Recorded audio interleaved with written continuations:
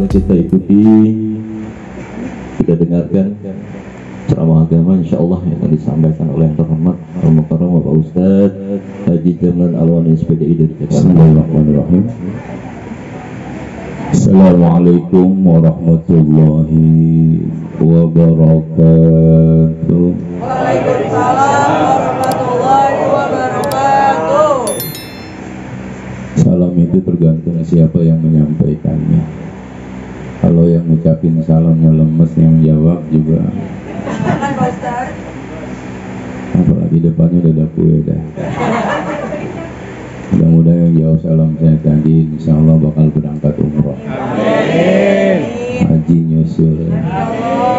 Mudah-mudahan sehat badannya, murah rezekinya, banyak duitnya. Suaminya kerja naik jabatan, gajinya naik 3 kali lipat. Nah, kalau presidennya ganti. Mudah-mudahan kita semua yang di sini Allah berikan keberkahan dan kebahagiaan. Alhamdulillah, tsumma alhamdulillah.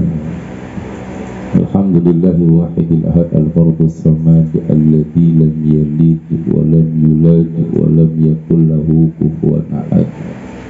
Asyhadu an la ilaha illallah wa asyhadu anna Muhammadan abduhu wa rasuluh. Allahumma salli ala sayyidina wa habibina wa syafi'ina wa maulana Muhammadin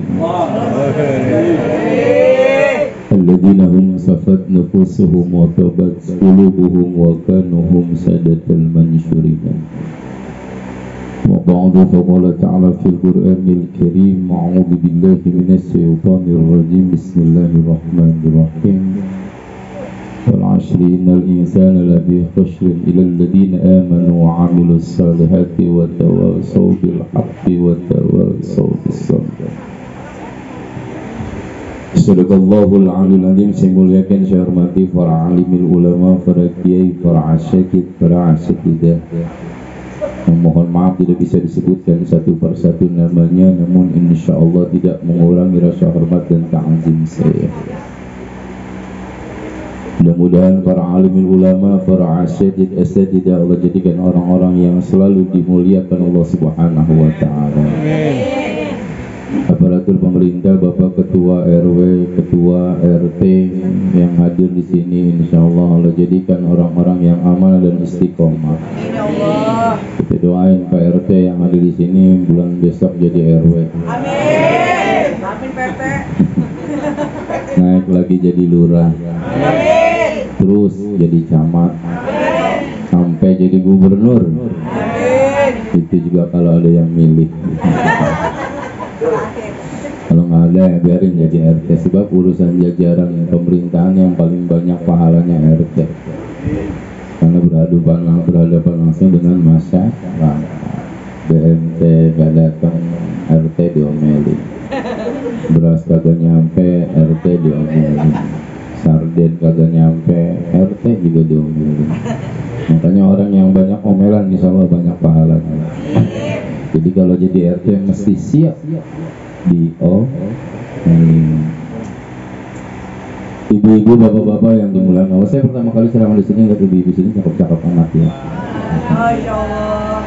Apa karena saya lagi sakit mata kali ini? Baik ibu bapak yang dimuliakan Allah Subhanahu wa taala, bicara masalah haji ataupun umrah, ini bicara masalah panggilan Allah. Bila baika wa sya'daika wa'ndur ilaika wasma kalama. Kata Allah, orang-orang yang datang ke tanah suci, ke Haramain, Allah langsung sambut. Bila baika, selamat datang tamu-tamuku. Sya'daika, insyaallah aku akan menolong setiap keluh kesahmu. Wasma kalama, mendengar perkataanmu. Wa'ndur ilaika, dan melihat setiap gerak-gerik kita di sana. Makanya kalau kata orang tua dulu mah, orang yang datang ke Mekah itu jangan banyak gaya, juga jangan salah nih. Orang kalau niatnya cuma pengen belanja, melihat orang Arab doang, di sana dapatnya begitu. Tapi kalau datangnya di sana tujuannya lillahi ta'ala, pengen ibadah, maka ketemu pengalaman ibadahnya, nikmatnya ketemu masing-masing.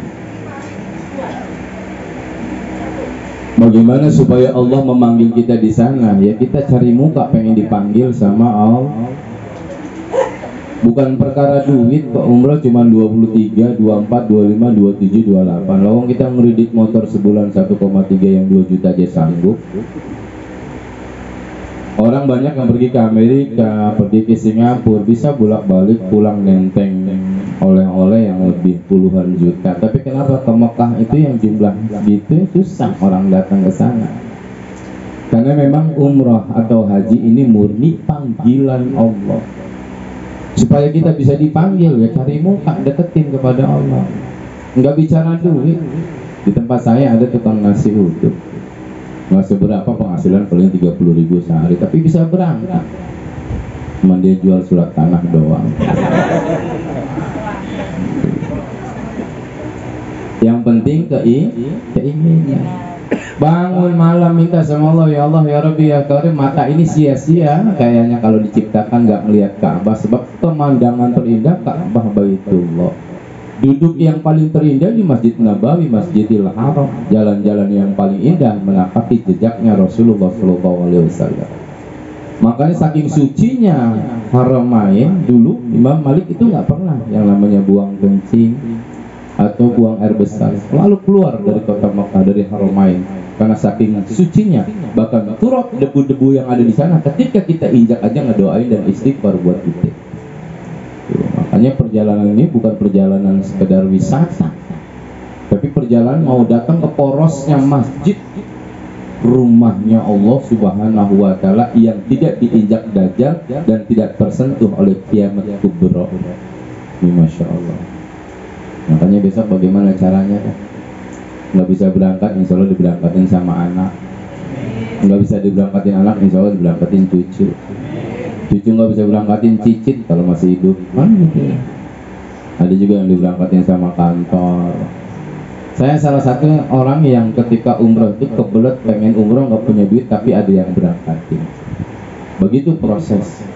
Kenapa? Karena kitanya minta cari muka, mau tengah malam bangun, gelar sejadah, tahajud, nangis sama Allah, ya Allah ya Rabbi berangkat ngapain? Ya dia cuma 15 juta. Makanya disambut sama Allah, bila baik, selamat datang tamu-tamuku. Orang kalau sudah disambut selamat datang tamu-tamuku, kita jadi tamu Allah di sana. Kalau sudah tamu Allah, sudah tamu namanya, berarti kan tuan rumah yang nyiapin. Ini kadang kalau orang berangkat udah dendam dulu, pokoknya gue di sana minta harus jadi orang kaya, gue doa depan Ka'bah. Pokoknya gue minta nih kalau bisa, kalau gue pulang umroh gue bisa kawin sama Syahrini kan gitu.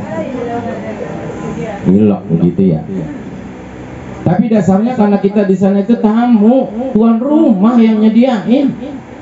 Nggak usah kita minta, nggak usah kita punya iming-iming segala macam dari Indonesia datang sana. Pokoknya pengen minta, pengen anu, nggak usah, karena Allah tuan rumahnya kan Allah yang nyediain. Mau minum apa, mau minta apa, makanya wasma kalamat, Allah dengar setiap perkataan kita di sana. Makanya minta yang baik-baik, yang sesuai standar kita. Kalau mau bromnya kita nggak kaya-kaya banget, jangan sok-sokan minta jadi orang kaya banget. Allah kalau bisa pulang umroh saya punya Alphard, rumah bertingkat, punya sawah, punya kebun, ya Allah ya Rabbi ya Rahman ya Rahim. Bila jadi orang kaya lupa sama Allah, betul nggak? Mendingan kayak gini, kaya enggak, miskin enggak, yang penting ada. Mau makan pisang ikut tahlilan, ada. Mau makan jeruk tinggal taruh di tas, dapet. Enak nggak hidup begitu? Daripada berlimpah kita nggak kuat megangnya, mendingan apa adanya. Makanya ada bahasa, jangan pernah menyimpan rahasia kebaikan kalau kita nggak bisa ngerahasiainnya. Ini kadang-kala kita sombong-sombong nyimpen kebaikan kita, tapi kita pengen ngebongkar rahasia kita. Contoh nih, ada masjid baru dibangun. Kalau kita nggak kuat pakai nama hamba Allah ngasih 3 juta, jangan pakai nama hamba Allah, pakai aja langsung namanya Udin bin Mu'in. Ntar bangga, dampingin dengan istighfar, daripada lu pakai hamba Allah ntar pengen cerita gergetan banget. Itu yang kemarin 3 juta gue mau pakai hamba Allah, sama aja. Betul ya? Jadi jangan menyimpan rahasia kebahagiaan kita kalau kita nggak bisa nyimpan rahasianya. Makanya ancaman Nabi, dzakaratul hasanatil madiyah, orang yang nyeritain kebaikannya ini orang celaka dunia akhirat. Kita ini termasuk orang yang nggak bisa nyeritain kebaikan. Tapi kalau keburukan, asik kita bongkar, betul nggak? Jadi enjoy aja hidup ibu. Kalau mau berangkat ke Mekah enjoy, Mekah punya Allah bukan punya kita.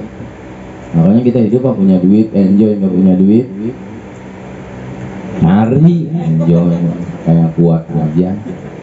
Punya laki enjoy, nggak punya laki, nenek-nenek mah enjoy aja dah. Bapak-bapak punya bini enjoy, nggak punya bini cari. Sebab laki-laki meninggal tanpa istri makruh hukumnya tuh. Artinya kenapa? Ayo ibadah biasa, kemudian jangan simpan kebaikan kita kalau kita nggak bisa menyimpan rahasia. Berangkat nih orang ke Haramain, ke Mekah, ini seperti orang meninggal, sama prosesnya seperti orang meninggal. Kan diantar tuh nanti ke Bandara Soekarno-Hatta, yang mobilnya bagus nganter, yang keluarganya, istrinya, anaknya. Ketika dia berangkat, yang lain ikut nggak? Mobil pulang nggak? Bininya pulang nggak? Kalau bininya nggak ikut, pulang nggak? Anak, cucu, tetangga, ditangisin nggak di bandara? Udah kayak orang ngelepas lama-lamanya, padahal cuma 9 hari Pak. Orang kalau belayar yang puluhan tahun biasa aja, masyarakat kagak ada yang ngelepas. Tapi ini ke Mekah 9 hari, ini dari rumahnya aja udah ditangisin. Di mobil bininya udah nangis aja, nangis sambil ngomong, "Pak, lu jangan lupa ya, emas Arab cakep romannya itu kan." Ketika pengen dilepas di pesawat itu di bandara udah nangis gegeruan seperti orang pengen berpisah selamanya. Sama seperti proses kematian. Sama kan orang kalau mau dikubur dari rumah ditangisi, di kuburan ditangisin enggak? Nah ketika lakinya atau bininya dikubur, lakinya ngikut enggak? Cucunya ikut dikubur enggak? Mobilnya ikut dikubur enggak? Ya sama seprosesnya. Ini kita lagi belajar mati kan. Sampai sana datang seperti di padang mahsyar, bebatuan semua. Baru masuk proses. Ini Madinah dulu apa Mekah dulu? Madinah, berarti nanti di Bir Ali. Di Bir Ali niatnya. Ambil di Bir Ali niatnya. Awaitul umrata wa akhramtu bihi lillahi. Sialnya niat umrah dan berihram karena Allah Ta'ala. Nah niatnya ini udah kayak proses orang mesti ninggalin dunia. Orang kalau sudah niat umrah dan haji, ini kan banyak pantangan supaya nggak kena dam. Nggak boleh motong kuku, nggak boleh ngomong jelek, nggak boleh matiin binatang, nggak boleh pakai wangian, nggak boleh hubungan suami istri. Artinya urusan dunia kita tinggalin sebab kita pengen menghadap Allah. Sebab biasanya ibadah itu urusan dunia yang sulit kita tinggalkan. Sholat nih, sholat kita nih, urusan dunia menyangkol di otak. Betul nggak? Nih ibu-ibu lagi corona kemarin nih, lagi pas minyak mahal. Sekarang masih mahal nggak minyak? Masih nih. Apalagi bensin mahal ya. Nih ibu-ibu sama bapak-bapak nih, tiba-tiba lagi sholat dohor 4 rakaat nih. Ini urusan ibadah sama dunia. Kadang-kadang masih kita paut-pautin. Padahal di niat umroh disuruh kita meninggalkan urusan dunia. Gunting kuku aja kagak boleh. Minyak wangi aja kagak boleh pakai. Matiin binatang, ngomong jorok. Ini kan pengen hadap Allah, mesti suci. Nah sementara ibadah kita bagaimana mau dipanggil berangkat umroh sementara ibadah kita belum suci. Ibadah kita kan masih ibadah jasad. Ruh kita belum ibadah. Ini sholat nih, lagi sholat nih. Ibu lagi sholat di rumah nih. Dohor 4 rakaat, baru dapat 1 rakaat nih. Allahu Akbar. Tiba-tiba Pak RW ngomong nih, ibu-ibu ada minyak murah. Seliternya 10.000. Satu orang boleh ambil 4 liter. Itu jelas banget kuping kita lagi sholat itu. Cuman barangnya terbatas. Siapa cepat, siapa yang lambat, berarti minyaknya hilang. Tapi yang cepat insya Allah 4 liter di tangan. Sementara kita masih 3 rakaat. Minyak siapa cepat, siapa dapat. Dilanjutin apa Kak RW? Lanjut sholatnya apa batalin sholatnya Kak RW? Jujur jawab. Lanjut Pak Ustaz sholatnya, cuman hati lu ngegerendeng nggak? Pas rakaat kedua emang kampret RW emang. Ngomongin minyak pas gua sholat. Mana siapa cepat siapa dapat. Ya Allah urusannya lewat ini minyak. Sampai rakaat terakhir itu doa, ya Allah sisanya ngapa 2 liter buat bikin gipang. Betul nggak? Urusan dunia masih nyampur aduk nggak? Sementara di niat umroh itu urusan dunia dibuang karena kita pengen ngadep Allah. Makanya yang umroh yang haji bawa urusan dunia nggak mabrur. Kan kita kadang haji bawa urusan dunia, pulang haji kadang nggak dipanggil haji ngambek kita. Gue udah berangkat haji 12 tahun, gue nunggu lu manggil dul aja, hajinya mana kan gitu. Ini salah kapannya kita di situ. Ini bapak-bapak lagi sholat nih. Bapak kan di kantor, bulan ini bapak pengen beli jam tangan harga 3 juta. Bos ngasih bonus 3 juta. Kalau tuh duit 10 juta kelihatan bini, ludes dah. Jam tangan kagak kebeli. Betul nggak? Tersimpan di 3 juta. Halal nggak? Halal. Laki-laki ngumpetin duit dari bini. Jangan marah lo. Hah? Halal. Ngasih orang tua tanpa sepengetahuan istri. Halal. Tapi istri nggak boleh. Kudu izin sama laki. Itu. Diumpetin nih 3 juta di kantong nih. Bini kagak tahu nih. Pulang maghrib nggak keburu ke masjid dan kita sholat di rumah. Itu duit ditaruh di bawah bantal. Tujuannya abis isya pengen beli jam tangan. Jam tangan idamannya itu 3 juta. Pas dapat bonus. Bini kagak tahu tuh uang 3 juta. Pas takbir pertama, bini buka pintu kamar. Deg-degan nggak? Deg-degan nggak? Husu nggak? Nah kita ngomong gini, ya Allah ketahuan ya. Karena bini ngidam tuyul lagi. Pas dapat rakaat kedua, bini teriak, "Bang, ini uang di bawah bantal punya siapa?" Diem apa nyaut? Takdirnya diganti, punya gua. Bagaimana kita mau dipanggil oleh Allah jadi tamunya sementara ibadah kita di masjid-masjid selain Haramain, selain Masjidil Haram dan Nabawi kita belum pernah khusyuk, belum pernah kita sholat ruh kita kan cuma jasa. Kesimpulan sholat apa sih? Inna sholat tanha 'anil fahsya'i wal. Sesungguhnya sholat itu mencegah perbuatan keji dan mungkar. Jadi kalau bapak ibu sholat masih sombong dengan ilmunya, belum sholat. Kalau kita sholat masih asik ngomongin orang, belum sholat. Kalau habis sholat masih ngebikin orang kesel, belum sholat. Sebab sholat itu kesimpulannya mencegah perbuatan keji dan mungkar. Berarti yang sholat cuma jasad toh, ruhnya nggak pernah menghadap Allah. Padahal jasad yang tahibul jismahud dudu bakal dicabik-cabik sama cacing dan belatung tanah yang menghadap kita Allah. Dan kita sholatnya belum beruh. Bapak sholat taraweh, imamnya lama, kesel nggak? Jujur. Hah? Ibu sholat taraweh, imamnya buatnya panjang, lambat, aki-aki, enak nggak? Iya, besoknya nyari masjid yang cepat. Makanya hidup dibikin enjoy. Jangan pernah merasakan kebaikan atau sok-sok minta diuji. Kalau ibu senangnya sholat taraweh cepat, cari masjid yang cepat. Jangan di sini nggak apa-apa lama juga, katanya sok paling depan. Pas pulang udah jam 9, ditanya sama temannya kemana lu, kejebak gua sholat di situ. Wah, mak banget imamnya kan gitu. Gua mau pulang jam banyak jamaah. Jangan sasaran nih. Ibu sedekah jariah, ikhlasan 2.000 apa 20.000? Nggak usah dijawab, tampang lu kelihatan. Makanya masjid udah berapa tahun nih? Udah berapa tahun masjid ini? Hah? 2 tahun? 2 tahun masih tiang doang. Padahal ibu, orang-orang yang memelihara masjid bakal jadi sayala, bakal jadi kendaraan, bakal jadi mobil. Apa kata masjid? Kuna ta'ali pulang bin pulang, naiklah di punggungku. Biduni mijan, biduni siratul mustaqim. Langsung bablas ke surga bersama masjid. Karena rumah Allah, kita ngurusin rumah orang Cina jadi gaji. Betul? Kita jadi pembantu rumah digaji nggak? Kalau pekerjaan kita baik, gajinya kasih bonus nggak? Apalagi kita ngurusin rumahnya Allah, bonusnya udah otomatis surga. Maka sama masjidnya kita naik ke punggungnya, bebas langsung ke surga. Jangan takut buat masjid mah Allah ganti 700 kali lipat. Cuman kita jangan minta sama Allah. Ini kadang-kadang tentang ada janji 700 kali lipat, kita minta. Kadang diarahin, lu ngasih cincin dapat mobil dari mana? Ngasih tanah hektar dapat 10 hektar. Yang real aja udah. Ini kadang ngasihnya 2.000, mintanya sama Allah kebangetan. Masih masjid 2.000 ya Allah. Nyong dorong 2 mobil ya Allah. Kalau bisa mobilnya Alphard yang pintunya geser ya Allah. Asalnya atas sekali mangap jadi es ya Allah. Gila lu 2.000 minta Alphard. Yang laki-laki ngasih 2.000 ya Allah, lebihnya blesak nemen ya Allah, kuping caplang, bibir doer, cerewet mana ya Allah. Kalau bisa saya minta istri yang kayak Sabri ini ya Allah. Kata malaikat 2.000 mintanya macam-macam, yang ceban aja ngantri kan gitu. Betul nggak?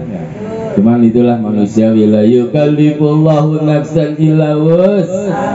Kan Allah nggak ngasih cobaan sama kita sesuai dengan cobaan para nabi atau para aulia. Kita mau dicoba sebagai makhluk yang biasa, yang kadang kala nyebut asma Allah nggak pengen banyak-banyak, pengennya dikit, tapi pengen diterima. Coba kalau ada orang tahlilan, pas yang mimpi tahlilnya Abdul Dikli Fa'lam annahu la ilaha illallah. Ayo bapak-bapak, la ilaha illallah 1000 kali la ilaha illallah, la ilaha illallah. Masih ada nggak orangnya? 1000 kali. Yang mimpinya merempas melek masih ada orang nggak? Kita nyebut asma Allah nggak pengen banyak, tapi Allah menyebut asma hambanya setiap detik. Kita ibadah nggak pengen lama, ibadah imam lama dikit udah ngegerendang kita. Ganti yang begitu tuh, bikin gua parises aja. Apa nggak ada imam yang lain? Kita pengennya ngasih Allah kecil. Seharusnya malu kalau rumah kita bertiga sementara masjid kebanjiran. Seharusnya malu kalau rumah kita berbagai macam barang-barang ada di rumah sementara masjid belum jadi-jadi. Malu. Sebab kenapa? Sebab rumahmu yang bikin, yang kasih rezekinya, yang membuat seluruh alam jagat raya. Masa rumah yang punya rumah kita kecil nggak jadi-jadi? One day 1000, gampang caranya. Sehari masyarakat 1000 perak. Kalau ada 1000 masyarakat itu 1 juta sehari. Sebulan 30 juta. Setahun 2 tahun kelar. Sehari 1000 aja bikin celengan bisa. Kalau di masyarakat suruh ngasih setiap hari 1000 perak, wah apa sih 1000? Kalau ada masyarakat 1000 berarti sehari 1 juta. Sebulan 30 juta, setahun 3 tahun lunas. Ibu semua dapat jatah surga dari masjid. Siap nggak sehari 1000? Insya Allah orang Islam gua tahu dah. Ya, sini Insya Allah katanya baik-baik dah. Jadi ada cara namanya gotong royong ngebangun rumah Allah. Saya bilang tadi, biarin masjid nggak jadi-jadi biar banyak orang yang sedekah. Sebab kalau masjid itu jadi bagus semua bingung Pak. Makanya yang butuh itu sedekah itu bukan orang miskin. Orang miskin mah nggak butuh kita, fakir yatim nggak butuh kita. Sebab miskin, yatim, fuqara itu sudah ada jatah rizkinya dari Allah. Yang butuh orang kaya mau nyalurin duitnya kemana? Sebab yang namanya penyaluran duit lewat sedekah dan zakat itu sirkulasi rumah. Kalau cuma pintu doang nggak ada jendela, gudang. Sebagus-bagusnya gudang sumpah. Orang kalau senangnya nyimpenin duit nggak mau dikeluarin di jalan Allah, maka keluarganya sumpah. Apa mati bakal bawa duit? Kita nyari 24 jam nih harta.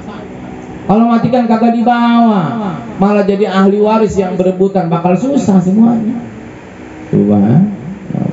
Tuh, yang pertama nih ya, berarti suruh ngebuang urusan dunia. Yang kedua apa? Ada yang berangkat habis niat langsung tawaf, ngaso dulu di hotel bentar. Hati-hati jangan pakai sabun, jangan pakai lipstik, ya. Hati-hati yang bapak-bapak ini ya, jangan langsung pakai kaos, kena dam nanti. Undang-undang ada istirahat sebentar. Kapan itu? Yang laki-laki itu pakai ihram, 2 lembar kain ihram. Seperti ketika kita mati, itu pakai 2 lembar kain kafan, nggak berjahit. Makanya yang bagus titipin sama anak-anak nih yang umroh nih yang haji. Ntar bilang sama anak-anak yang entar nih kain umroh jangan kemana-manain. Ntar kalau gua meninggal tuh jadi kain kapan gua. Saya gua nitipin sama anak-anak, mana anak-anak kan bingung. Abah tiap bulan berangkat, yang mana ntar yang buat kain kapan? Gua juga bingung kan gitu. Yang lebaran berarti kan gitu ya. Tuh masalah. Kemudian tawaf, lihat putaran tawaf. Kan memulai tawaf itu dari lampu hijau lurus Hajar Aswad apa? Bismillahirrahmanirrahim, Allahu Akbar, dikecup tuh. Karena kita nggak ada bisa dekat. Maksudnya apa? Baru putar 7 keliling. Maksudnya 7 keliling itu kan 7 hari perjalanan kehidupan manusia. Kita kan seminggu itu 7 hari. Senin, Selasa, Rabu, Kamis, Jumat, Sabtu, Minggu 7 hari. Maka perputaran 7 hari itu setiap kita mau keluar rumah selama 7 hari itu mesti Bismillahi Allahu Akbar, menyebut nama Allah, Allah yang Maha Besar. Makanya orang kalau jalan seminggu perputaran seperti putaran tawaf nggak bakal ada yang korupsi. Kenapa? Karena Allah Maha Besar melihat setiap gerak-gerik kita. tujuannya ketika tawaf tuh gitu. Dunia kan cuma dikelilingin doang. Hidup kita kan cuma dari pagi sampai malam begitu-gitu aja. Yang berangkat kerja di kantor pergi pagi jam 6 bangun, habis sholat subuh, mandi sarapan berangkat kerja, nama cek, betul nggak? Sampai kantor ngetik, yang ngetik bagian ngetik, dohor istirahat, lanjutin kerja lagi, asar pulang, mandi, sholat maghrib, isya nonton TV, ngobrol, makan malam, tidur, bangun lagi, mandi lagi, sarapan lagi, nyalain motor, berangkat kerja, kena macet, sampai kantor ngetik lagi, istirahat dohor, asar pulang, kena macet, pulang, maghrib, mau sholat, isya, makan malam, tidur lagi. Cuman putaran begitu doang, sama seperti putaran tawaf. Kan nggak ada yang nambah perputaran kerjaan kita di dunia begitu. Maka awali dengan Bismillahi Allahu Akbar. Makanya kalau mau berangkat kerja supaya hebat, supaya anti korupsi, supaya rezekinya bertambah berkah, pas keluar kaki kanan bilang Bismillahi Allahu Akbar seperti orang tawaf, maka pekerjaan kita mulia. Kita kan harus ngambil filosofnya begitu. Kan kita kerja 14 hari, sehingga kita kalau diuji dengan uang haram kita nggak kuat. Bapak gaji 3 juta, tiba-tiba ada uang 10 juta, yang 7 jutanya haram, 3 juta yang halal, di mana yang diambil? Jujur. Hah? Semuanya. Betul kan? Ini masalah. Tuh putaran tawaf tuh, ya Allah ya Rabbi kan ngajarin kita hidup tuh rotasinya cuma berputar-putar doang, bumi kan bulan. Perputaran hidup kita ya begitu-gitu aja, dari muda, setengah tua, manula, tua, mati, dari lubang masuk lubang. Persiapannya apa? Dunia ini perjalanan, ingat, bukan tujuan.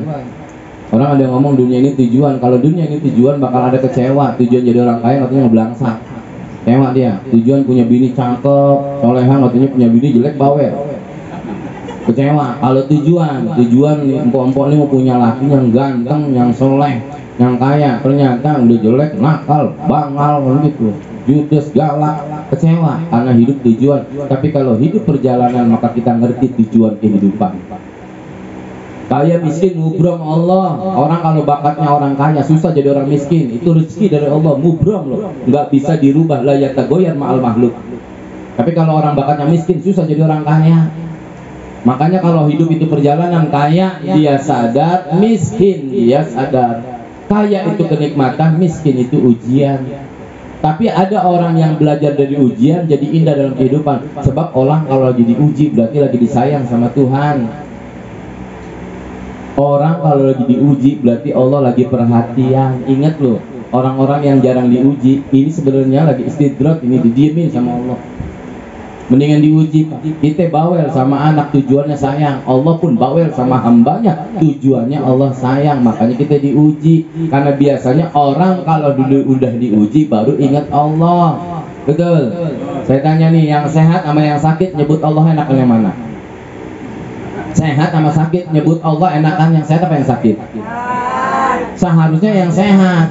Tapi yang sehat jarang nyebut Allah. Coba kalau lagi sakit, lu makan aja pakai air kursi lu. Karena lagi sakit. Betul. Bila sehat kita lupa. Ini yang ke masjid nih, enakan sehat apa sakit?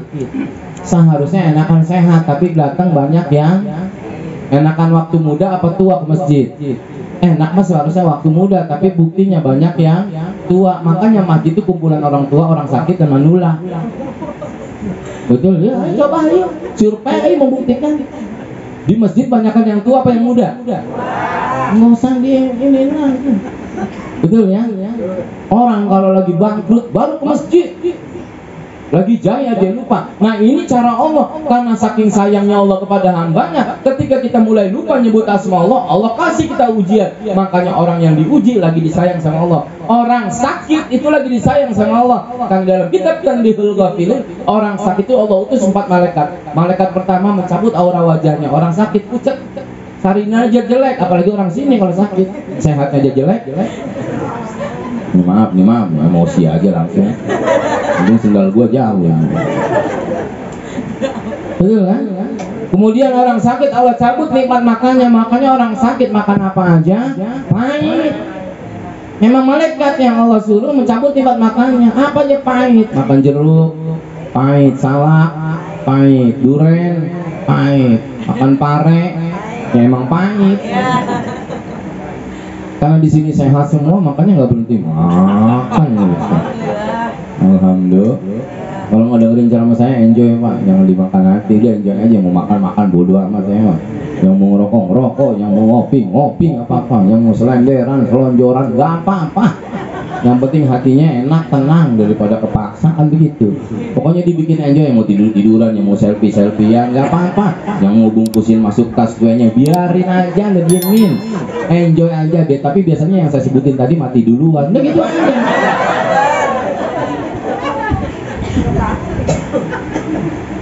Alhamdulillah. Ujian Allah. Yang kaya ingat berbagi bukan memberi.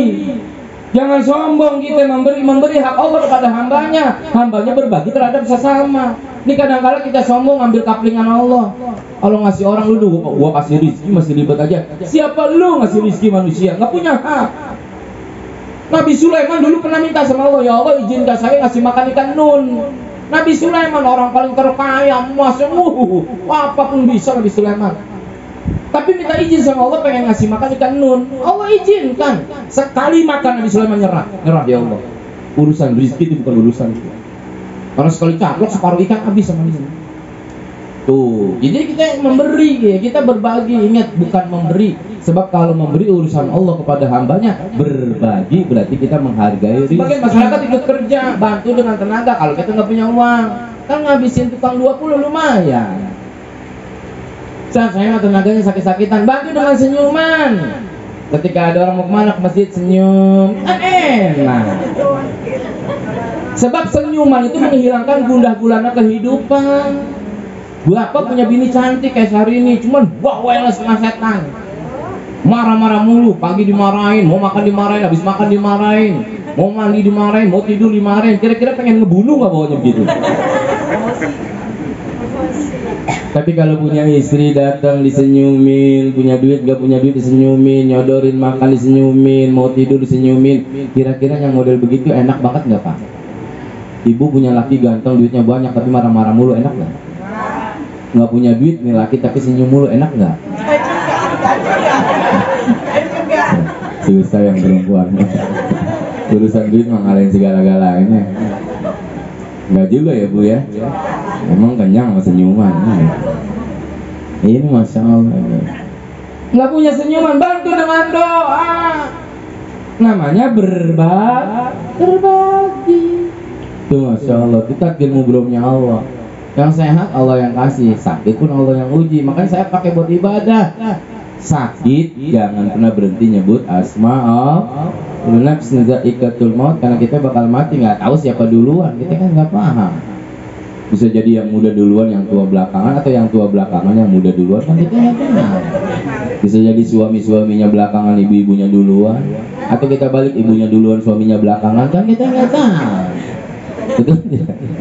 Ini kan urusan yang jelek mati yang cakep, yang kaya mati yang miskin, yang baik mati yang jahat, disumpahin mati kan. Ini proses kehidupan tuh. Makanya ketika kita memulai tawakal, bismillahi Allahu, mulai besok mau kemana aja bismillahi Allahu Akbar. Kalau kita sudah menyebut asma Allah dengan maha pengasih maha penyayang, kemudian Allah maha besar, kita kecil nggak ada apa-apanya. Siapa kita mau sombong di hadapan Allah? Ibu, matahari itu, bumi kalau mau jadi matahari mesti 3.600 bumi baru jadi satu matahari. 3.600 bumi baru jadi satu matahari. Kalau bumi ini mesti 3.600, kita berapa kecilnya? Berarti kita di antara serpihan debu, di antara padang pasir, kita cuma satu tetes air di tengah samudra yang luas. Kita cuma ranting di antara hutan belukar. Kita cuma kerikil kecil di antara gunung yang besar. Kita cuma sumur yang dalam di antara langit yang tinggi. Kita nggak ada apa-apanya. Buat apa kesombongan melonjak? Lawang kaya miskin tetap mati. Betul. Apakah yang kaya nggak mati-mati? Lu mau makan vitamin 1 kontainer, kalau ayahnya mati ya mati. Betul nggak? Dibikin enjoy, sebab yang tegang-tegang banyak yang mati. Kemarin corona yang matinya yang tegang apa yang enjoy? Yang tegang, orang gila ada nggak yang mati? Ada nggak dengar orang gila mati? Agak, karena enjoy nggak dipikirin. Kita yang mikirin, bikin vitamin, pakai masker akhirnya mati bukan karena corona, karena nyium bau jigongnya sendiri. Berbulan-bulan pakai masker. Hah? Ini masya Allah subhanallah, udah dibikin enjoy aja. Penyakit punya Allah, mati urusan Allah. Kalau ada orang yang bilang mati gara-gara corona, syirik. Saya kasih tahu, hak Allah mencabut ruh. Corona itu makhluk, makanya dibikin enjoy. Ini gara-gara corona semuanya tinggal belangsak. Pegawai banyak yang di PHK. Laki bini di Bandung hampir ribuan yang cerai, di Bogor pada cerai. Ustadz apalagi 2 tahun gua nggak ada panggilan. Belas Maulid nggak ada, Rajab hancur, Ramadan kagak terawih, Idul Fitri agak ada sholat, agak ada ceramah, Idul ada motong kambing doang, tahlilan kagak boleh dipetiin. 2 tahun Ustadz kagak ada ngapa-ngapain, di rumah aja. Sampai gua lupa bentuk berkat kayak apa modelnya itu. Mudah-mudahan terpulang boleh dikasih ya, sebagai bahan ingatan ya kan? Karena istri saya yang ditunggu bukan orangnya, berkatnya gitu. Kalau berkat nyampe masa orangnya kagak nyampe. Tapi kalau orangnya nyampe berkatnya nggak nyampe, nanyanya enak. Perasaan kemarin ada bolu ya, sekarang kagak ada. Gitu. Yang jadi bininya Ustadz mah kudu pinter. Alhamdulillah. Cuman kalau punya bini Ustadz, kalau punya laki Ustadz sering kena fitnah.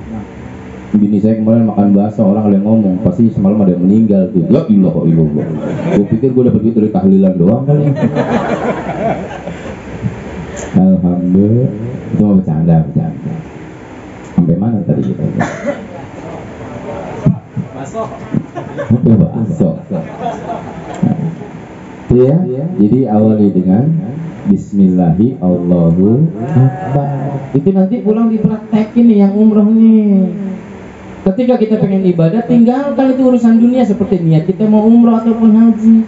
Kemudian tawaf keliling Ka'bah, ntar mau belanja kemana aja, awali Bismillah Allahu Akbar. Orang kalau mengawali Bismillah Allahu Akbar di perjalanan selamat, malaikat rahmat itu selalu menanti di rumah dengan rahmatnya. Ini kalau ibu mau berangkat umroh tuh Bismillah, apa aja dikecup itu Bismillah Allahu Akbar. Anggap aja itu Hajar Aswad Bismillah Allahu Akbar. Ya apa aja, biar ketemu orang gila Bismillah Allahu Akbar. Insya Allah orang gilanya ngejar-ngejar kan gitu. Ya. Kemudian habis tawaf, sa'i, sofa, mar. Ini sa'i, sofa, marwah kalau kita bedah, masya Allah subhanallah. Ini sa'i, sofa, marwah itu adalah satu kegiatan atau keberhasilan orang-orang yang diuji sama Allah. Makanya hidup jangan minta diuji, biar Allah aja yang uji. Kadang-kala kita hidup minta diuji sih, minta itu sebanyak-banyaknya sama Allah karena Allah Maha Kaya. Jangan minta separuh-separuh. Kalau doa tuh, ya Allah berikan kami kekayaan yang melimpah ruah ya Allah. Berhak kita minta karena Allah Maha Kaya. Masalah dikasih atau enggaknya itu ujian. Jangan mintanya nanggung-nanggung, ya Allah. Kasih ngapa dikit aja ya Allah. Buat bayar motor nih Allah, buat bayar motor. Kecil amat lo motor minta ke Allah. Minta jangan tanggung-tanggung, ya Allah berikan saya kesehatan, anak yang banyak saleh dan saleh ya Allah. Kenapa? Allah itu Maha memberi, kalaupun kita nggak diberi itu lagi diuji. Sebab Allah tahu siapa yang berhak kaya, siapa yang berhak miskin. Allah Maha tahu. Kalau ibu-ibu dikasih orang kaya, belum tentu ibu-ibu mau ngaji di sini. Ini malam apa nih? Malam minggu. Seandainya ibu-ibu di sini punya uang 3 miliar, ikut ngaji apa enggak? Jujur, ikut ngaji enggak? Borok, punya duit 1 juta aja udah ngampleng. Betul enggak? Makanya Allah kasih duit banyak-banyak. Allah kan Maha paham, saking sayang sama hambanya. Bapak-bapak nih kalau pom bensin sono ngasih gratisan premium, kabur enggak? Alah, enggak. Iya, kita udahlah enjoy aja gitu. Nah, sa'i, sofa, marwah nih ada yang minta diuji, ada yang diuji. Siapa yang minta diuji? Siti Sarah kan minta diuji sama Allah. Karena umur Nabi Ibrahim kawin sama Siti Hajar budaknya. Bang, udah lo kawin dah bang. Kali aja sama dia punya anak. Kan awalnya minta diuji ngizinin. Yang namanya laki-laki disuruh kawin lagi, walaupun tua mau. Saya tanya bapak-bapak sini ini, Pak jujur Pak, ini lu diem. Bang, nih umur bapak sekarang ada 50, 40. Tiba-tiba bininya ngomong begini, Bang, abang kawin lagi dah, biar anak kita banyak. Senang apa sebel? Oh, yang jawab cuma satu. Gua tahu lu takut bini. Senang apa sebel? Hah? Senang. Ini yang kumisan pak baju coklat siapa? Ada bininya kan sini nih. Ini yang ngomong senang paling kencang nih bu. Allah ya Rabbi ya Karim. Senang, Nabi Allah senang. Maka menikah dengan Siti Hajar, jodoh dari Allah. Tapi permintaannya Siti Sarah kan. Ketika menikah sama Siti Hajar punya anak Ismail, ganteng, cakep, Nabi juga. Akhirnya Siti Sarah nggak kuat. Padahal yang ngizinin, yang nyuruh Siti Sarah. Tapi dia kan prosesnya kita diuji. Akhirnya pas punya anak dia bingung mulai. Oh, jangan-jangan gue nggak disayang ya. Akhirnya disuruh pergi. Dibawalah Siti Hajar nih, yang diuji Siti Hajar. Padahal Mas Siti kan istri pertamanya Siti Sarah. Aturan yang terkenal di Al-Quran, terkenal di sejarah, seharusnya Siti Sarah dong, karena istri pertama. Tapi kenapa Siti Hajar yang terkenal? Karena yang diujinya Siti Hajar. Dibawa di padang tandus, ditinggalin, nengok juga enggak. Bang, nengok apa? Enggak. Ditanya, apakah ini perintah Allah? Ya, ini perintah Allah. Kalau perintah Allah saya sanggup.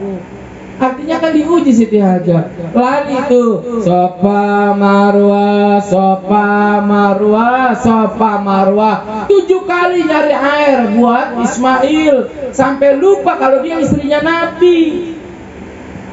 Seorang ibu juga begitu. Kadang-kadang kalau buat anak lupa kalau dia punya Allah. Nih anak mecahin kaca jendela tetangga, anak yang salah, yang dimarahin jendelanya. Betul nggak? Ketika laporan anak lu lempar jendela gua, jendela lu yang salah, kenapa nggak ngeles? Ini orang tua kadang kalau buat anak salahnya aja dipertahankan.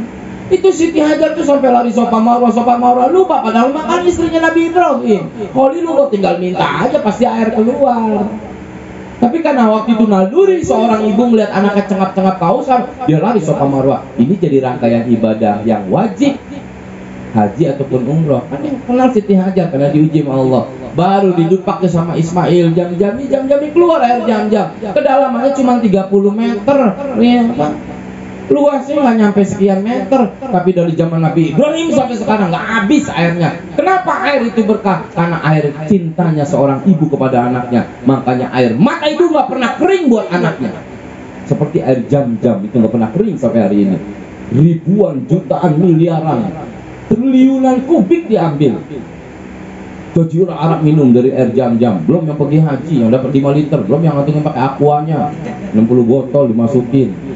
Itu enggak. Belum yang diminum di Masjidil Haram Nabawinya. Enggak habis-habis. Padahal kedalamannya cuma berapa meter, diameternya cuma berapa meter. Kok airnya bisa hebat? Karena itulah air mata seorang bunda yang nggak pernah tipis dan habis buat anak-anaknya. Lihat ibu, anak lahir ditangisin, anak sakit ditangisin, anak nikah ditangisin, anak cerai ditangisin, anak diputusin kerja ditangisin, anak pertama kali kerja ditangisin, anak disekolahin ditangisin, anak mau sekolah ditangisin, anak lulus sekolah ditangisin, anak sudah mulai sakit ditangisin, anak sehat ditangisin, dikasih duit pulang kampung cuma 10.000, ibu nangis. Lu baik banget. Betul nggak? Anak kan begitu, kerjanya ngerampok. Datang ke kampung ngasih 1 juta, mak 1 juta nih alhamdulillah, mak doainnya nggak habis-habis. Mudah-mudahan lu lancar, nah, lu naik jabatan, gaji lu banyak, bini lu setia, anak-anak lu pada sehat, lu ngasih emas 1 juta. Ditaruh tuh di gudang Doraemon, mama tuh kan, kita kan, didiamin buat cucu-cucunya. Cuman kita pulang, ranjang di bawah, kayu jati di bawah, beras 3 karung di bawah. Mak ini kepake nggak mak? Sampai tembok lu bawa. Anak mengasih tetap merampas juga. Makanya betul yankahibul warathahu malahu, hartawan itu akan dirampas sama ahli waris kita. Jadi jangan banyak-banyak ngumpulin duit sebab harta rampasan. Sebab pembagian warisan kudu mewaris yang meninggal dunia. Kalau belum meninggal belum sah dibagi warisan. Wasiat pun begitu. Makanya ketika kita meninggal 40 hari baru kita cak warisan, kan dirampas. Ada nggak yang mau ngambil warisan izin dulu ke orang tuanya? Berarti harta rampasan bukan? Makanya kalau harta warisan atau harta rampasan, harta itu bakal panas, Pak. Jangan kata sehektar 2 hektar, semeter 2 meter lu saling selisih paham, kakak made bisa gebug-gebugan karena harta rampasan. Makanya jangan warisin harta doang, warisin ilmu. Tuh, sa'isopa marwah. Ini ya bapak-bapak nih saya ajarin. Nggak ada bapak-bapak kalau nggak ada ibu. Bapak-bapak keluar dari siapa? Makanya lu ntar kalau berantem sama laki gampang, suruh balik dia ke asalnya. Ya. Gitu. Lu jangan belangku lu keluar dari perut emak lu, sama perempuan sama gua. Kan kalau bini laki lagi ngamuk-ngamuk, ibu tinggal ngangkang doang, balik sini ke asal lu. Ibu ya, iya gitu, masya Allah. Saya tanya nih bu, biar bapaknya pada ngerti dah. Lu ngelahirin anak susah nggak? Bu, jawab. Biar bapak-bapaknya denger nih. Ngelahirin anak susah nggak? Masya Allah, sakit nggak? Ngeden nggak? Apa jadi tarik kan ibu ya? Nih, anaknya berapa? Paling dikit 6. Nah kalau sakit mah kapok nggak? Ngomong enggaknya pasti banget Pak. Kapok nggak? Enggak, berarti kan kagak sakit, betul nggak? Sebab ibu, siapa bilang perempuan banyak masuk neraka? Perempuan itu seharusnya banyak penghuni surga. 1 laki-laki itu berbanding 4. Sekarang itu udah 1 banding 4. Banyak kan perempuan populasinya. Pengaruh dia masuk neraka perasaan sepele. Seharusnya perempuan itu gampang masuk surga. Ibu, kata Rasulullah kepada Fatimah, ketika seorang istri itu masak nih, maka dari 1 butir berasnya itu kebaikan dari Allah dikasih. Ketika ibu dung lahir dalam keadaan sakit, itu malaikat beristighfar keliling setiap hari itu. Dan ketika keluar kemudian berdarah merasakan sakit, maka 1 kepala berapa pahalanya? 1 kali 1000 kali haji, 1000 kali umroh. Pahala kita ngeluarin 1 bocah doang 1000 kali haji, 1000 kali umroh. Kan lu mah cuma mau masuk surga, cuma lu beranak aja kerjaannya dah masuk surga. Makanya orang tua dulu mah pengen banyak anaknya, pengen masuk surga. Dia anak banyak deh, 12, 13. Abah saya anak 12, kerja kapok, pulang ceramah, dung bercanda lagi, brojol, setahun 1, 12. Makanya pas mas saya meninggal, udah tenang, gak usah ditangisin, mau bakal surga. Kenapa? Selosin 12.000 kali haji, 12.000 kali umroh. Kalau orang udah 12.000 kali haji, 12.000 kali umroh, gak mungkin gak masuk surga. Mas saya bakal masuk surga. Makanya anak jangan sedikit, 1, udah anak 1 nyolong mulu lagi, ribet banget tuh bercanda. Kita kan butuh doa kan, kalau anak 12 yang 3 bandel, yang 7-nya, yang 8-nya berdoa kan enak. Mau haul juga enak kalau anak banyak mah. Ini yang kaya-kaya lu bagian duit dah. Patungan sarang berapa? Urusan gua dah, ntar minuman gua, ntar makan gua. Kalau anaknya banyak, ntar karpet gua, ntar bangku gua, kan enak. Nah, kalau anak 1 miskin, la ilaha illallah. Bapaknya sampai kering di kuburan. Ditanya sama temennya, lu kagak dengerin doa, anak gua ngebelangsa. Buat dia aja susah. Nah, itu ya, ini banyakin anak ibu yang masih produktif. Nenek-nenek jangan minta. Gue bingung aki-akinya ntar gimana ngomongnya. Pulang-pulang bikin anak. Hati-hati kan lu udah tahu, gue 2 tahun turun mesin goblok kan gitu. Ya, mulai anak susah ya, sakit ya. Ini contoh, anak ketika baru bisa ngomong, yang paling ngerti siapa? Makanya ibu udah sampai perjalanannya jadi ibadah yang wajib. Ketika anak baru bisa ngomong, yang paham kan ibu, bapak belum tentu paham karena jarang nyentuh anak. Ini anak ke pasar ngeliat balon, mak ngambil ke mana elan mak, mana elan mak. Ibu paham nggak anak mau beli? Bapak belum tentu paham.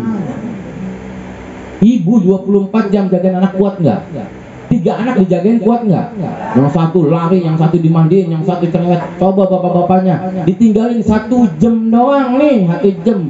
Ibu pergi ke hajatan 1 jam ninggalin anak orok. Rame nggak bapaknya? Nelpon nggak? Lu pulang apa ini anak berak? Ilah. Ketawa lu bang. Pengalaman kan ya.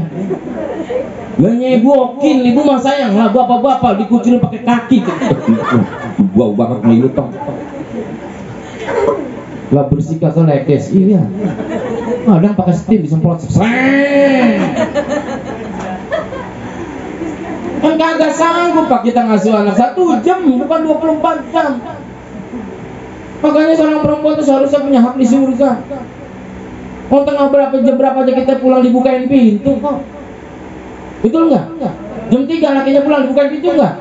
Nah kita kejedot-jedot tuh beledak-bleduk kan gitu. Belum mana pintu buka di WC lagi dibuka. Yang mana pintunya sih? Laki. Pas dibukain kata lakinya pakai dihina, mata lu picak kali. Gue udah lama di sini lo nggak bukain, la ilaha illallah. Gue sampai dikerubutin nyamuk gini. Perempuan marah nggak? Ngebales marah nggak? Nih mau tidur lagi, bikinin gue air hangat, dibikinin nggak? Padahal berapa dikasih sebulan? Biar dia paham, dia ngerti. Baru ngasih 4 juta, 5 juta udah ngebudakin istri. Siapa lu? Kalau seandainya seorang istri bisa digaji nggak cukup 100 juta, pagi bangun duluan, semua disiapin, nggak anak nggak buah-buahnya disiapin. Helmnya, yang gosok belum kelar, ngepel belum kelar, mandiin bocah, belum kelar, bapaknya minta air segala macam, bulak balik. Makanya kalau istri kita gaji 100 juta nggak cukup. Makanya saya setiap bulan selalu merawat istri saya. Mamaku cintaku, manjaku, buah hatiku. Maksudnya supaya nggak ngambil amplop buah. Ini itu tuh ya. Ibu yang paham tuh. Nih tengah malam anak bangun, mak mimi cucu mak, berarti anak mau ngapain? Paham kan? Bapaknya belum, bapaknya jam 2 ngomong, mak mimi cucu berarti bapaknya mau ngapain tuh? Yang gitu kasih sianida sebalok, biar paginya berbusa mulutnya.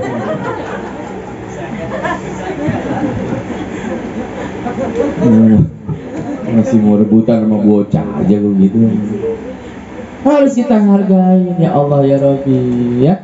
Tuh ke ibu tuh sofa marwah. Jadi nanti ibu sama bapak ini ketika sa'i sofa marwah kan doanya mas sunnah. Allahumma qilli wali walidayya kamu bapak marwah yang kesini. Ya Allah angkat derajat ibu saya ke hadapan-Mu ya Allah, hapuskan dosanya, ringankan. Kalau dia diajak dan ringankan aja kuburnya ya Allah, sandingkan dia bersama Rasulullah sa'i sofa marwah saja. Kenapa? Karena itulah perjalanan seorang ibu yang sampai lupa saking cintanya sama anak, pengen nyari air dari sofa marwah 7 km Pak. Kalau sekarang mah enak, udah datar, ada AC. Sekarang mah enak, dingin, AC-nya double kanan kiri depan belakang. Marmernya aja, marmer yang kalau kena panas kagak pernah panas. Saking enaknya, minum kanan kiri jam-jam. Dulu gimana Siti Hajar lahir di sofa marwah masih bukit sofa, bukit marwah, bukit marwah. Boro-boro ada air yang bisa dikeran, nggak ada. Sampai ngesot ibaratnya itu. Tapi Allah kasih hadiah jam-jam. Masya Allah. Terakhir tahalul, cukur. Imam Syafi'i 3 bagian tuh, depan, kiri, kanan. Kalau Imam Malik botak. Yang mau botak silakan, nggak apa-apa. Yang misalnya nggak mau botak cuma atas, kiri, kanan, nggak apa-apa. Tujuannya apa? Kok pakai acara nyukur rambut segala? Waktu orang kita diakekahin dicukur nggak rambut kita? Cukur ya kan, dikelilingi seperti orang tawaf 7 kali itu. Ya Nabi salam alaika ya Rasul. Tujuannya apa? Supaya si bayi ini pertama kali rekamannya itu asma Allah dan nama Rasulnya. Dikelilingi itu, digunting rambutnya, kemudian ditimbang, ditukar sama emas. Jangan pakai timbangan singkong, kagak ngaruh. Ini habis nyukur rambut ke tukang singkong, bang timbang rambut anak saya, pegang harum. Pakai timbangan emas tuh, berapa gram diganti. Nah ternyata ketika kita umroh juga, kenapa mesti tahalul, mesti dicukur rambut? Ini bukan berarti nyukur rambutnya, maksudnya apa? Yang dicukur adalah pikiran kita selama ini. Nih, kita sudah niat meninggalkan dunia, Kita berihram seperti orang yang meninggal. Kita 7 keliling seperti 7 waktu, seperti 7 hari dalam kehidupan, 17 waktu dalam sholat. Kemudian pikiran mesti dikosongin. Berarti orang yang pulang haji pikirannya nol lagi nih. Masukin lagi unsur kebaikan, baru itu yang disebut hajinya makbul atau umrohnya makbul atau hajinya mabrur. Lu percuma pulang umroh masih main rentenir lagi, berarti belum dicuci otaknya, belum dicukur, belum ditahalul. Percuma pulang umroh lu pacaran lagi sama bang keliling. Percuma bapak-bapak umroh godain janda lagi, berarti belum tahalul. Maksudnya dicukur itu dibersihkan pikiran kita dari perbuatan buruk, sebab kita baru pulang dari rumahnya siapa? Jadi tamunya Allah, pulang dari rumahnya Allah, numpang tidur di daerahnya Allah. Makanya pulang bersihin otak kita, tahalul, tertib. Jadi kalau umroh kita habis pulang umroh, bawel lagi mata tangga, ribet lagi, nah ngapain umroh? Makanya kita nggak kepanggil-panggil. Paham nggak? Ya udah, kalau paham ya selesai. Ustaz Habibi, di sini bisa YouTube, bisa apa nggak? Bisa Bluetooth? Bisa ya. Nama Bluetoothnya apa? Video.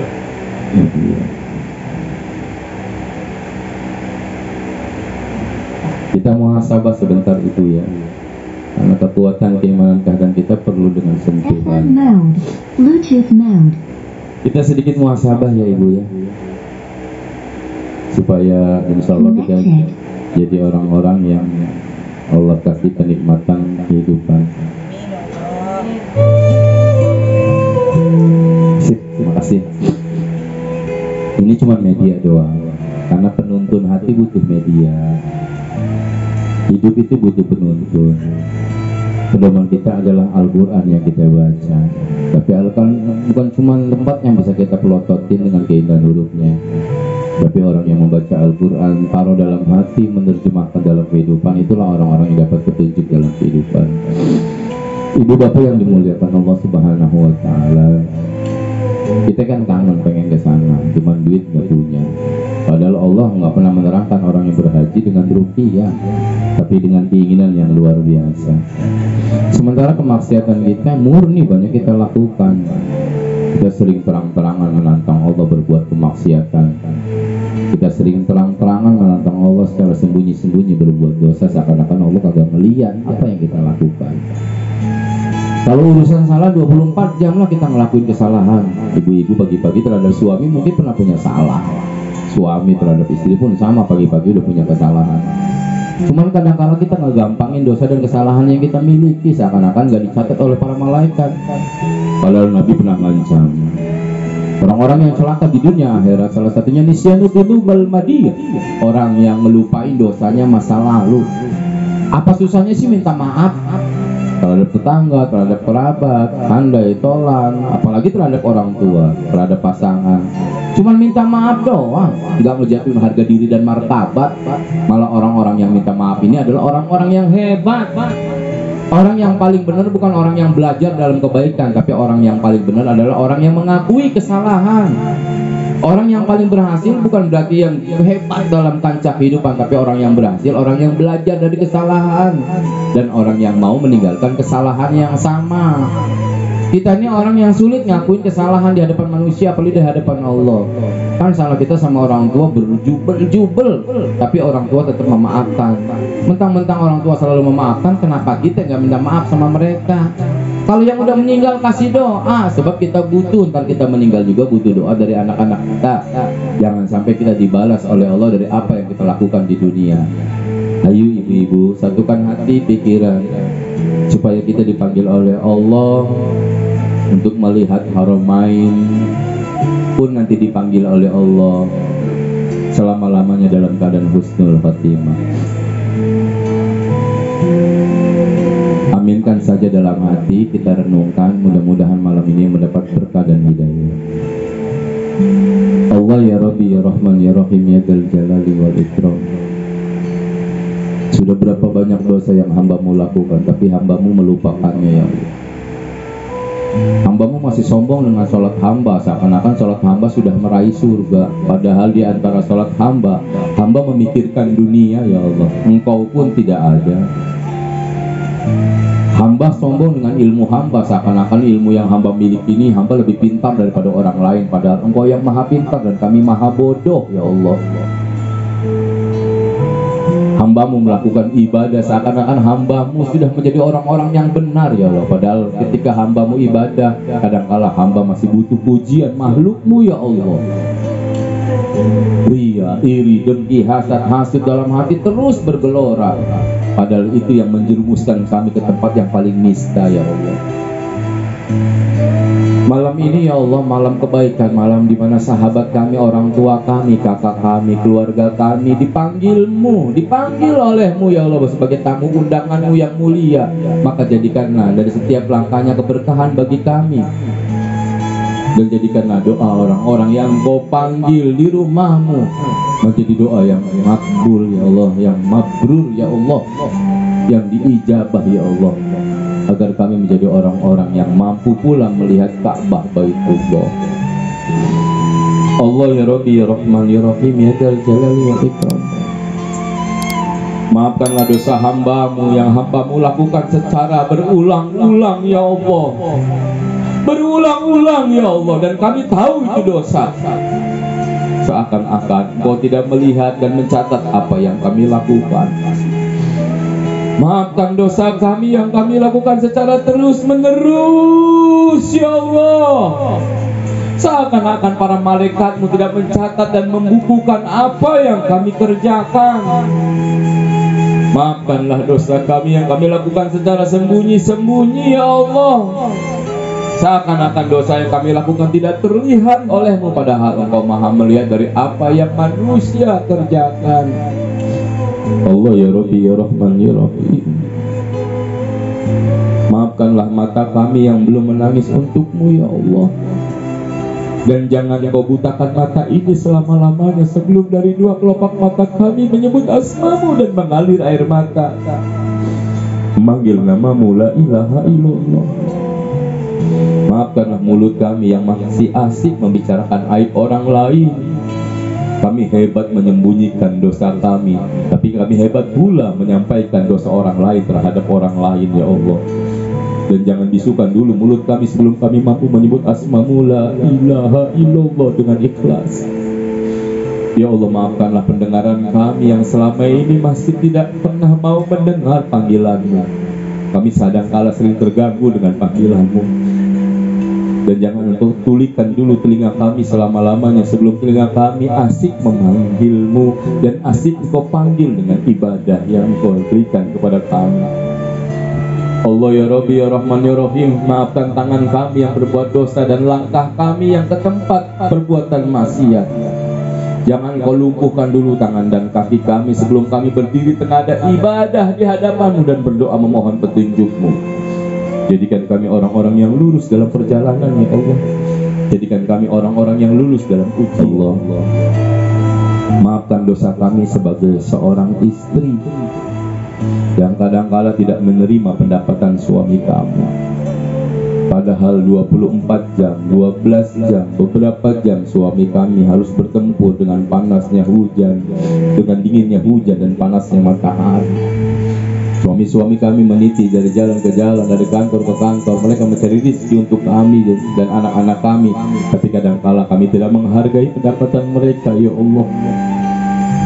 Maafkan kami istri-istri yang belum berdoa dengan baik pada suami kami, belum berlaku baik terhadap suami kami, mengacuhkan kelelahan mereka, tidak mau mengusap keringat mereka. Padahal suami kami adalah titian surga kami ya Allah. Jadikanlah kami istri yang solehah, yang menerima apa adanya dan mau membantu dengan doa ketika suami kami mencari rezeki untuk kami ya Allah. Selamatkanlah mereka di jalan dimanapun mereka berada ya Allah, sebab mereka adalah pimpinan rumah tangga bagi kami. Dan jadikanlah mereka amanah istiqomah dalam pimpinannya, agar kami duduk bersama-sama di surga-Mu nanti ya Allah. Allah ya Rabbi ya Rahman ya Rahim. Maafkanlah kami sebagai seorang suami yang belum jadi pemimpin yang terbaik. Kami kadangkala masih membudaki istri-istri kami ya Allah. Kami memarahi mereka, membentak mereka, bahkan memukul mereka. Padahal 24 jam mereka keluarkan tenaga dan keringatnya untuk kami. Padahal 24 jam mereka mengurusi rumah tangga kami. Bahkan 24 jam mereka menjaga kemaksiatan kami ya Allah. Tapi kami masih menjadikan mereka budak di dalam rumah tangga. Kami belum jadi pemimpin yang terbaik. Maka jangan engkau tanya kepemimpinan ini ya Allah. Jadikan kami suami-suami dan pemimpin rumah tangga yang terbaik, yang mengangkat derajat mereka, menghormati dan menyayangi mereka karenamu ya Allah. Karenamu ya Allah. Allah, maafkan pula kami sebagai orang tua yang hanya menginginkan anak-anak kami hebat di dunia, punya prestasi terbaik di dunia. Tapi kami mengajari mereka lupa bahwa ada akhirat di balik kehidupan dunia. Kami bangga ketika anak-anak kami punya prestasi juara 1 di dunia, tapi kami belum bangga ketika anak-anak kami punya prestasi juara 1 untuk mengenalmu dan mengenal Nabi-Mu ya Allah. Kami hanya menginginkan anak-anak kami sukses di dunia, tapi kami belum menginginkan anak-anak kami sukses di akhirat ya Allah. Padahal anak-anak kami adalah harta yang terindah dan terpenting. Al-waladu salih ala niyatullah. Karena ketika kami tergeletak dalam sakaratul maut, kemudian ketika anak-anak kami mengucapkan la ilaha illallah di tengah kami, itu adalah mutiara yang terindah ya Allah. Tapi kami belum mampu mengajarkannya ya Allah. Kami hanya mengajarkan mereka berlomba untuk mengejar dunia demi kebahagiaannya atau kebahagiaan ketuaan kami nanti ya Allah. Maafkan kami ya Allah, maafkan kami. Allah, maafkan kami sebagai orang anak yang lupa dengan derajat martabat dan harga diri orang tua. Padahal orang tua bukan cuma 24 jam merawat kami ya Allah. Air mata mereka tidak pernah terputus, tenaga mereka tidak pernah merasa lelah, perut mereka tidak pernah merasa lapar, mereka tidak pernah merasakan kehilangan harga diri kalaupun mereka membuang harga diri. Orang tua kami rela lapar, yang penting anak-anaknya kenyang. Orang tua kami rela bodoh, yang penting anak-anaknya berpendidikan. Orang tua kami rela telanjang, yang penting anak-anaknya berpakaian. Orang-orang tua kami rela menjual harga diri, yang penting anak-anaknya punya harga diri dan kebahagiaan.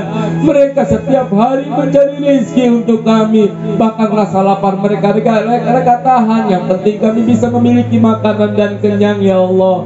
Mereka menjadikan kami orang yang terbaik, mereka menjadikan kami orang-orang yang patuh, mereka menjadikan kami orang-orang yang santun dalam kehidupan. Kadang mereka mengajarkan kami bicara yang santun, bicara yang baik, bicara yang hormat kepada orang tua. Tapi kadangkala ketika orang tua ada di hadapan kami dan di sisi kami, pun mereka ada di rumah tangga kami membentak-bentak mereka ya Allah.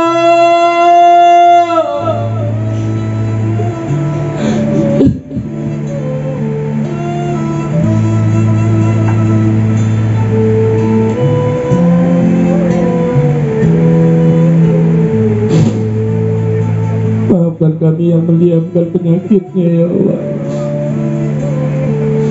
Padahal dulu mereka rela sakit, yang penting kami sehat ya Allah.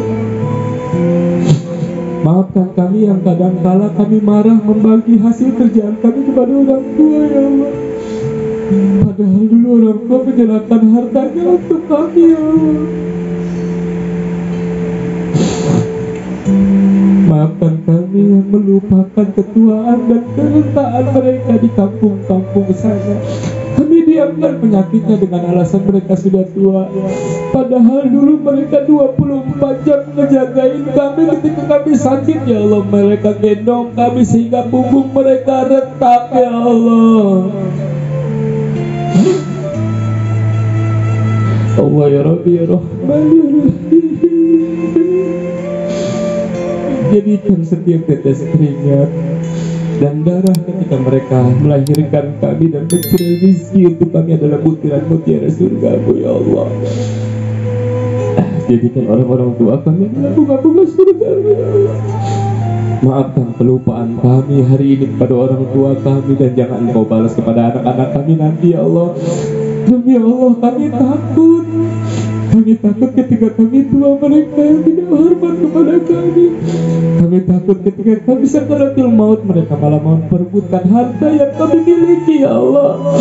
Kalau seandainya harta itu jadi perebutan dan mereka lupa doa kepada kami, ambil saja ya Allah, ambil saja ya Allah, karena kami takut ya Allah, karena kami butuh ketika kami mati adalah orang-orang yang hidup yang mereka mendoakan kami. Allah ya Rabbi ya Rahman ya Rahim, panggil kami ke Ka'bah Baitullah, panggil kami ke depan makam Rasulullah. Kami cinta Rasulullah. Hadiahkan mata kami dan air mata kami di depan makam Rasulmu ya Allah, kekasihmu ya Allah. Hadiahkan mata kami sebelum terpejam selama-lamanya terhadap rumahmu ya Allah, Ka'bahmu ya Allah, karena itu adalah hadiah yang terbaik untuk mata kami ya Allah. Hadirkan kaki kami untuk tawaf di sana sa'i Safa Marwah ya Allah, karena langkah yang terbaik adalah menjajaki rumahmu ya Allah. Berikan kami rezeki yang halal, berikan kami rezeki yang nikmat, berikan kami rezeki yang terbaik. Ampuni dosa dan kesalahan kami dan jadikan kami orang-orang yang selalu mendapatkan hidayah darimu. Labbaik Allahumma la syarika laka labbaik innal hamda wan ni'mata wal mulka la syarika. Silakan yang mau berangkat umroh minta maaf kiri kanannya dipandu ya anaknya. Selamat. Mudah-mudahan dengan maaf tetangga kita menjadi orang yang terbaik di hadapan rumahnya Allah Subhanahu wa Ta'ala. Syarika laka labbaik innal hamda wan ni'mata wal mulka la syarika lak innal hamda wan wal mulka la syarika